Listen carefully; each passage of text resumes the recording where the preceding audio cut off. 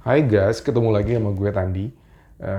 Ini adalah video ketiga gue dan sekarang gue mau ngobrolin tentang masih related dengan yang kemarin, dengan video gue yang kedua. Sekarang video gue yang ketiga, gue akan ngebahas tips men-screening perusahaan yang akan lo tuju. Bukan men-screening sih, tips mengetahui ini perusahaan bodong atau enggak. Ya, tips-tips kayak gitulah. Tips-tips seperti itulah. Karena banyak banget uh, uh, para pekerja gitu ya, apalagi di tengah pandemi kayak gini kan banyak yang jobless gitu ya, pengangguran, banyak yang nggak bekerja di PHK, and then mereka cari apply, tapi kadangkala banyak oknum tertentu yang memanfaatkan situasi dan kondisi seperti ini gitu ya, dengan pura-pura mengundang interview mereka lalu dimintain dana untuk penempatan dan segala macam. Jadi gue mau berbagi tips gitu ya, and then sharing lah ke kalian yang lagi mencari pekerjaan gitu ya, job seeker baik yang udah lulus maupun yang sudah pengalaman. Ya sharing-sharing santai lah ya. Jadi gue tekankan sih, di perusahaan manapun itu tidak pernah memungut biaya sepeser pun kepada calon karyawannya. Baik itu perusahaan outsourcing, baik itu perusahaan konsultan rekrutmen. Konsultan rekrutmen biasanya itu ada headhunter dan outsourcing, our service-nya ya. Baik itu perusahaan FMCG, entah itu perusahaan retail, general lah, perusahaan manapun, even though itu home industry, nggak ada yang kayak gitu, nggak ada sistemnya yang oke, gue interview and then ada biaya nih, karena kan lu mau gue tempatin di sini dan segala macam. Biasanya kan kalau mengarah kayak gitu kan kita ngomong outsource ya. Nggak ada kayak gitu, nggak ada yang dipungut biaya sama sekali. Jadi gue tekankan sekali lagi, kalau misalnya lo ketemu kasus, lo diundang interview, and then tiba-tiba lo udah sampai tempat interview karena lo saking happy-nya, karena lo udah lama nggak kerja gitu ya, karena pandemi, and then tiba-tiba lo dipungut biaya, jangan pernah mau. Lebih baik lo mundur dari proses itu, bilang aja lo nggak punya uang, dan lo nggak usah ngikutin proses selanjutnya. Karena itu pasti udah bisa dipastikan itu adalah oknum-oknum yang nggak bertanggung jawab, yang memanfaatkan situasi dan kondisi saat ini. Sebelum di tengah pandemi juga udah banyak yang kayak gitu. Jadi lo mesti hati-hati guys kayak gitu ya.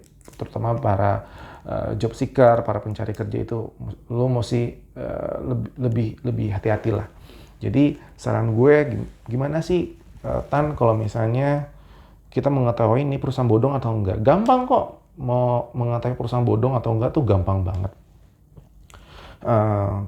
Lo cari di Google aja. Cari di Google. Biasanya kalau perusahaan-perusahaan bodong itu bisa udah ke tracking di Google, ada komen-komen, itu perusahaan nggak jelas, perusahaan dipungut biaya, itu udah ada muncul head komen kayak gitu, udah biasanya udah ada di Google kayak gitu.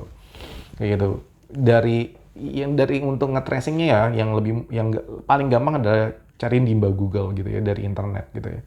Ini perusahaan jelas atau enggak dan segala macam. Itu tips satu. Ternyata tips yang kedua, balik lagi ke video gue yang sebelumnya, video gue yang kedua. Jadi gue tekankan ke kalian, usahakan untuk jangan pernah random apply-nya random gitu ya. Lo saking lo udah hopeless gitu ya, and then hopeless and then jobless gitu ya. Gue tahu kok, gue pernah ngalamin di posisi kalian juga kok, pernah gitu ya. Udah hopeless, jobless juga, maksudnya kita jobless and then hopeless lah gitu ya. And then kita berharap pengen buru-buru kerja pastinya, karena supaya ekonomi kita kembali stabil seperti itu. Tapi alangkah idealnya, alangkah baiknya lo mesti ibarat kata sesuai dengan skill dan kemampuan lo. Kalau lo mau apply gitu ya, misalnya kayak gue 8 tahun di dunia rekrutmen konsultan, pasti gue akan apply pun ke perusahaan yang baru misalnya gitu ya, akan yang nggak jauh dari rekrutmen konsultan, karena passion gue di situ dan skill dan kemampuan gue di situ gitu ya, udah terbiasa kayak gitu. Nah buat lo juga kayak gitu. Terusnya pasti ada pertanyaan, gimana kak kalau misalnya gue belum bekerja, gue baru lulus SMA atau baru lulus kuliah? Oke, nggak masalah, ya udah balik lagi, lu screening di Google dan segala macam kayak gitu. Lu screening di Google, and then kalau perlu lu catat gitu ya. Contohnya kita taruh satu platform. Kan platform banyak ya, platform yang untuk nyari kerja tuh ada yang warna biru, ada warna merah gitu kan, banyak lah. Nah, kalau bisa lu catat lah gitu. Biasanya kan anak lulus kuliah, anak lulus sekolah kan, gue pengennya mau ini nih gitu. Atau mereka apa aja deh, yang penting gue kerja. Ada juga yang berpikiran kayak gitu. Tapi kalau gue sih lebih prefer lo pasin dulu, oh gue maunya seperti ini nih kayak gitu. Walaupun nanti akhirannya situasi dan kondisi yang akan membentuk lo kayak gitu. Seperti itu kayak gue anak komunikasi, anak sospol gitu kan. And then awal karir gue sales, pertengahan karir sales, and kesininya gue malah jadi recruitment consultant, tapi juga ada salesnya juga di situ, dunia salesnya kayak gitu. Jadi situasi dan kondisi yang akan membentuk lo. Tapi kalau emang yang pertama-tama apa aja lah, mau yang penting keterima kerja dulu, ya nggak masalah gitu ya, buat lo untuk mencari pengalaman terlebih dahulu.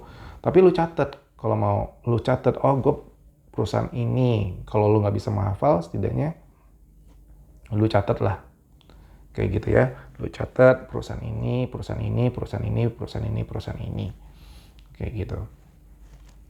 Jadi one day ada yang nelfon, lo tahu perusahaan mana yang lo pernah apply.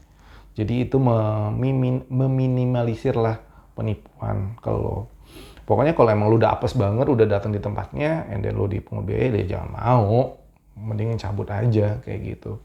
Itu sih tips gue. Ya, itu tips kedua tuh kayak gitu. Terusnya ada juga yang modus operandinya adalah suruh transfer dulu karena lo mau di interview atau di psikotes di Solo atau di mana gitu ya, atau di daerah tertentu. Itu juga jangan percaya, itu biasanya abal.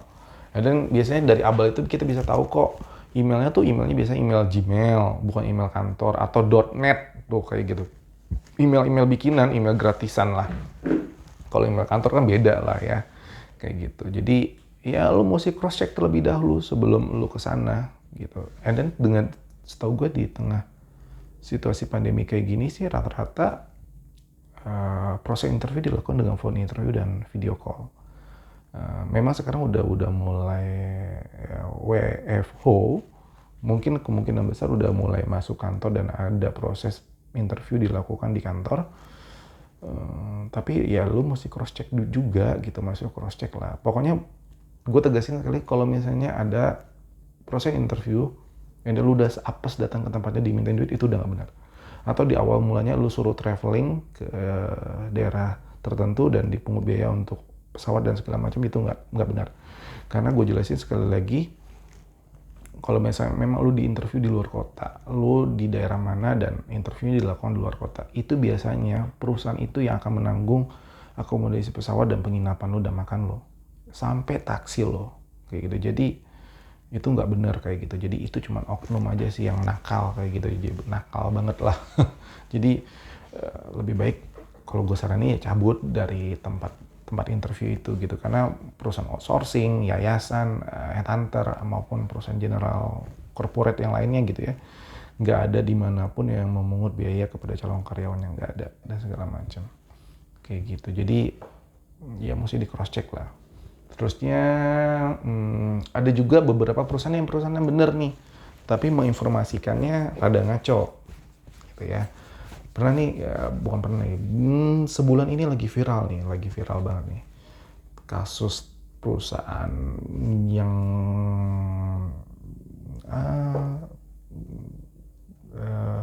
terdaftar di sebuah lembaga negara lah. Ya, tapi gue nggak bisa sebutin nama perusahaannya apa. And then lembaga negaranya apa gitu ya. Biasanya kan kalau misalnya kita ngomong perbankan, lembaga negara dia mesti terdaftar di BI dan OJK. Perusahaan berjangka gitu ya, future gitu ya, mesti terdaftar di Bapepti kayak gitu kan, mengikuti Bapepti gitu dan segala macam. Nah, sempat viral juga nih. Ini perusahaan bukan pinjol, perusahaan terdaftar resmi dan segala macam. Cuma dia menginformasikan yang ngada-ngada. Gini. Ini sih modusnya udah lama banget. Dibilangnya itu udah melanggar kode etik belum sih Kak atau Tan?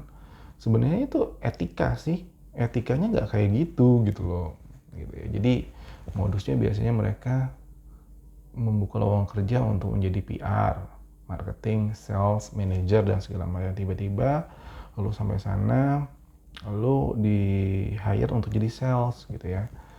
Lu prospek circle terdekat lu yaitu keluarga lu sendiri dan segala macam, bawa uang sekian-sekian dan segala macam gitu ya untuk menaruh di perusahaan itu dan segala macam, untuk dimainin lah ya, playing di situ ya kayak gitu. Nggak ada yang salah dari situ, tapi etikanya nggak seperti itu karena awal pertama aja menginformasikannya salah sih kayak gitu. Dan setahu gue tuh lagi diusut.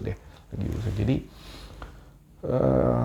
perusahaan yang benar adalah menyampaikan informasi itu sejujurnya, nggak bohong. Misalnya kebutuhan gue adalah rekrutmen consultant, ya akan gue cari ya rekrutmen consultant dan gue posting di portal job portal dan di misalnya di platform yang lain itu ya rekrutmen consultant atau misalnya sales, dan gue interview mereka untuk posisi sales juga kayak gitu. Jadi seperti walaupun ada situasi kondisional, tiba-tiba nih user lihat dia lebih cocok ini deh, dan kebetulan ini kita kosong, mau nggak lu di sini, dan itu nggak dipaksa gitu.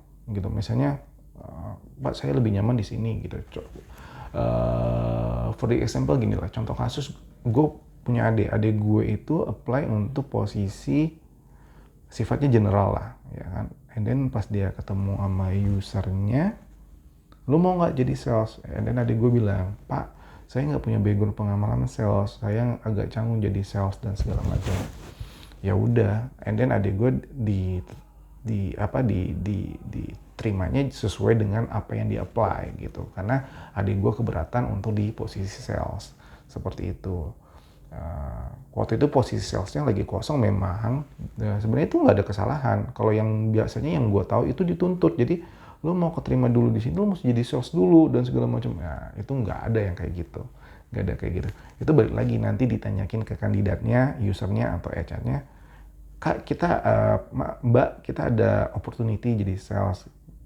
Mbaknya mau nggak jadi sales?